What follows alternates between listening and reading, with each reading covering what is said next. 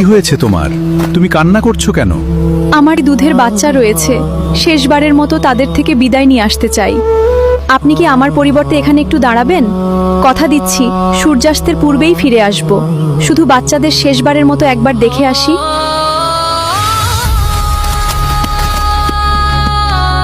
মা, তুমি কোথায় ছিলে এত সময়? আমরা অনেক ভয় পেয়েছি।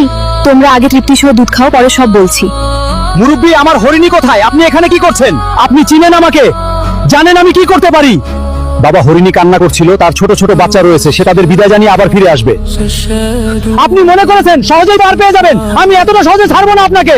বাবা, সূর্যাস্ত পর্যন্ত অপেক্ষা করো, দেখবে হরিণী ঠিকই আসবে, সে আমাকে কথা দিয়েছে। তোমরা সাবধানে থেকো, আমি কিন্তু আর আসতে পারবো না। কেন মা, তুমি কোথায় যাবে? আমরা তোমাকে যেতে দেব না। তোমরা সাবধানে থেকো। আমাকে এখনই যেতে হবে। আমি তোমাদের কথা বলে আল্লাহর প্রিয় বান্দাকে বিপদে রেখে এসেছি। দেরি করলে পাষণ্ড শিকারী তার ক্ষতি করবে। মা, আমরাও তোমার সাথে যাব। তা কোথায় আপনার হরিণ? সূর্য তো ডুবেই গেল, আপনি কি পাগল হয়েছেন? প্রাণীরাও কথা বলে, কথা রাখে। এবার তো বিশ্বাস হলো? হুজুর, আমাকে মাফ করে দিন, আমি আপনার প্রতি অন্যায় করেছি, আমাকে মাফ করে দিন। আমরা কিন্তু অভিনয় করেছি। ঐতিহাসিক সত্য